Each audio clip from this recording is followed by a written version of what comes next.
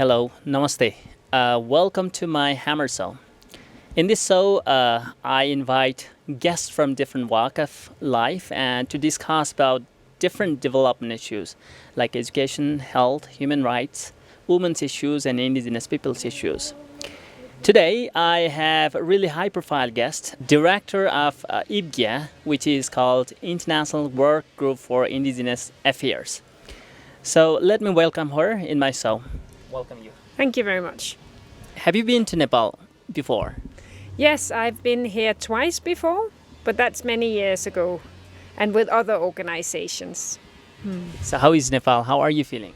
Oh, I'm feeling good. I love the food. I love the people here. The mountains are amazing. So it's really, really nice. And it's not raining. So I'm happy here. Thank you. It's a really beautiful country. So you are working with IWGIA, International Work Group for Indigenous Affairs. Yes, that's correct. Yes, I'm the executive director of the organization.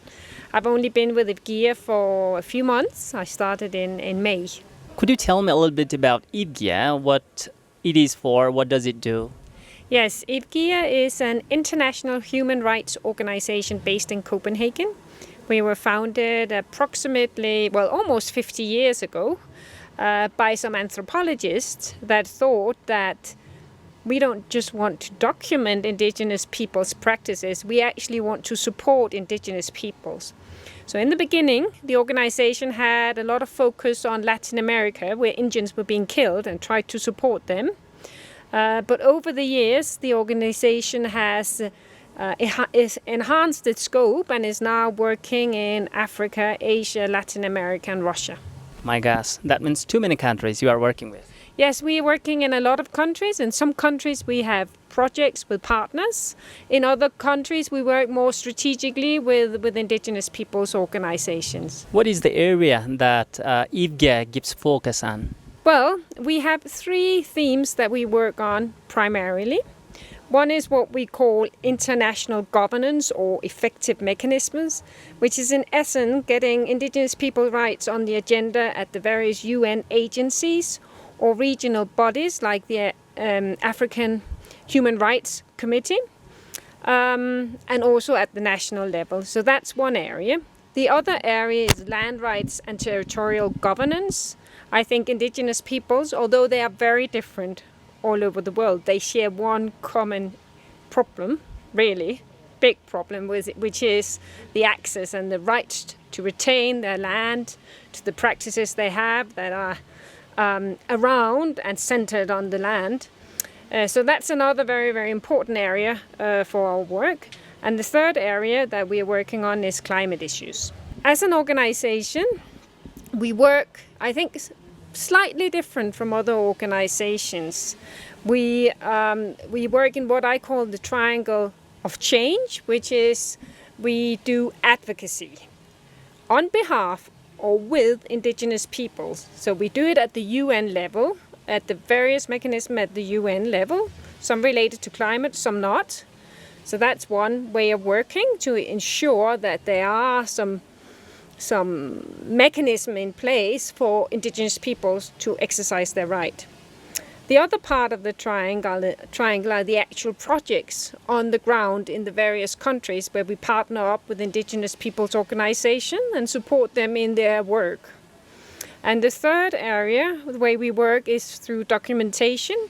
So we have an annual yearbook that gives an overview of the situation and the development of indigenous peoples all over the world, which is quite unique. And a lot of people, indigenous peoples organizations, but also policymakers, use this very big book as a reference document. We write books together, often with indigenous peoples. We write reports, we write policy briefs as well.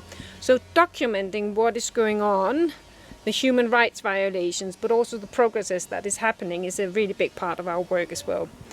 And we believe in this triangle of change, that is the way that we can, as a non-indigenous organization ourselves, that we can further and support the indigenous movement all around the world. You clearly said that you are non-indigenous organizations, but working in the areas of indigenous peoples. What issues actually has attracted IWGIA to work with indigenous peoples? Well, from the start, as I said, 49 years ago, anthropologists sitting in Copenhagen thinking this is not good enough, simply documenting and researching, we actually want to support. And I think that is our legitimacy. It lies in the degree to which Indigenous peoples' organizations themselves thinks that we have a unique role to play in networking and in supporting them and in elevating their causes internationally.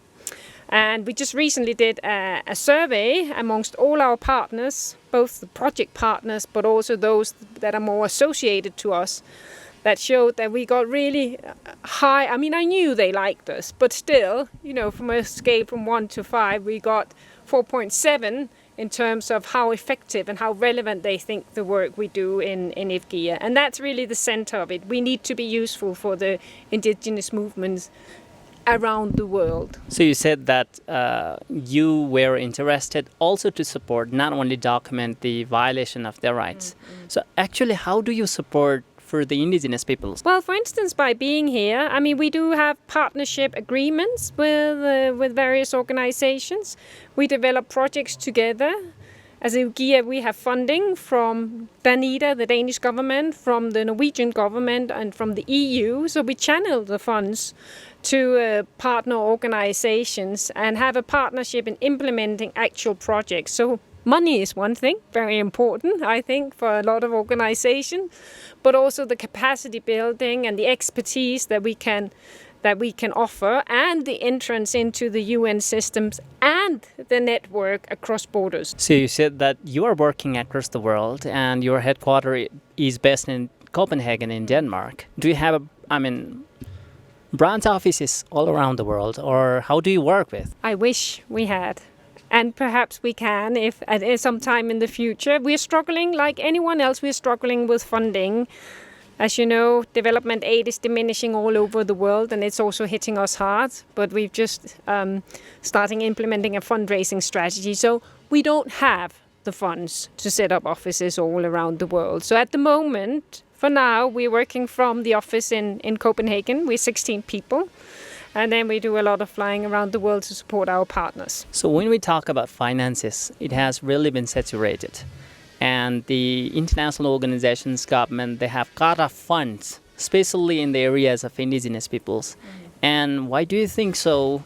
They are not interested to fund to the indigenous peoples? Well, I think human rights are under pressure all over the world, I have to say. I think there are many things. I don't think it's just an issue of indigenous peoples, but I think indigenous peoples are struggling with a notion of some actors thinking they're anti-development, that they are not willing to develop, they are obstacle to development. So I think that's one issue. Another issue is that human rights, as I said before, are under pressure all over the world. There's a lot of questioning, especially in the Western world, and that's where the money comes from, around whether the human rights framework ought to be revised. So I think that also influences it.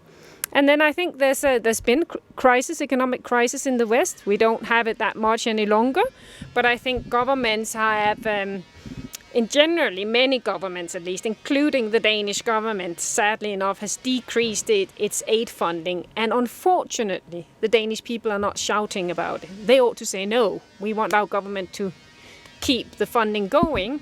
Why aren't they? Well, I think there is a diminishing solidarity across the world.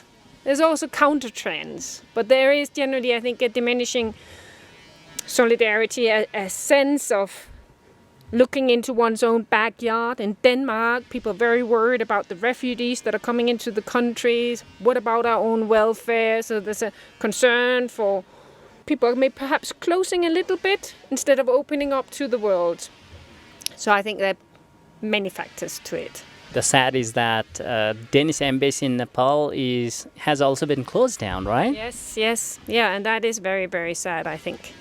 After working for many years in Nepal, it closed down just because of because of crisis of fund, do you think? Or partly because there's less funding, but also partly because it was a very deliberate government decision to reduce the number of countries that Denmark is giving bilateral funds to. in order to have more impact in the countries that they've left with, and then focusing more and more on Africa. Let us return to our own issue that IWGIA has been working with indigenous peoples all around the world, in Latin America, in Asia, in Africa, and too many countries. And what is the IWGIA's experience?